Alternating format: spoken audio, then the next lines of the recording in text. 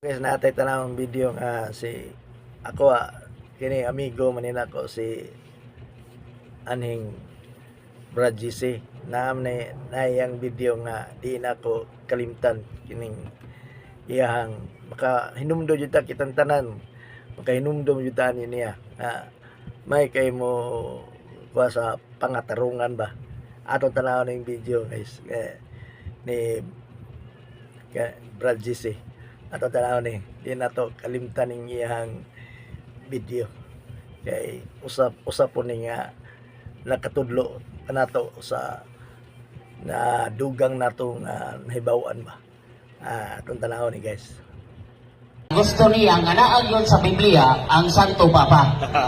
O ang kinin Santo Papa si San Pedro mao nga moingon ko nga oy ipit siya ani ba. Ulit mo to tanang. San Lucas 10:26.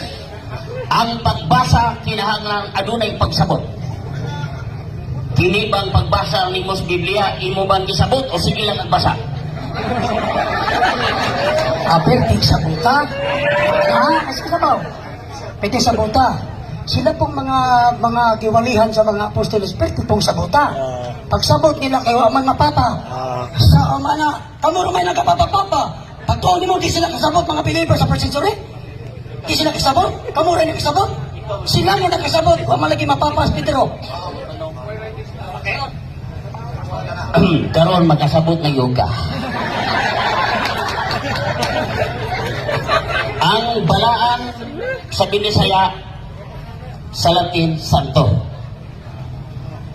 Efeso 3:5, giingon man nga ang tanang apostoles balaan sa ato pa Santo. Si Pedro kay apil mas apostoles sa ato pa si Pedro Santo. Tubag ni. Okay.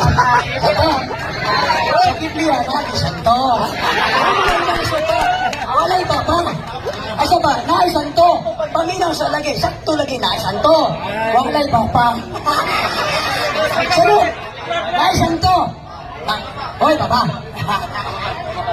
Ayaw sa papa kay wa pa man tababot ana. Ikaw sa kadaghan natong debate magdali gyud kas imong kapilihan. Kay patrilay paganay ka nako. Karon, matod pa di mo way papa, pero kini mo papa na gyud ka. Ono Pedro 5:13. Luingon si 5:13. Basa niya, Biblia niya, ipit ka ni ba? Oy, sukol GC ba? 5:13.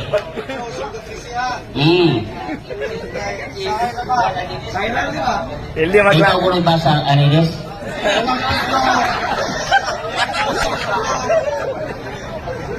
Cinco trece. Magkakapasa na. Okay. Ang iglesia nga ania sa Babylonia pinili nga kauban ninyo nangumusta kaninyo og ingon man si Marcos nga akong anak. Okay. Ang anak si Marcos, ang pangutana. Ha? May mo ba anak? Ayaw sa. Ang anak si Marcos. Ang pangutana. Kaya ang nagsuwat ani si Pedro man, niya anak mas Marcos. Kinsa may papa ni Marcos?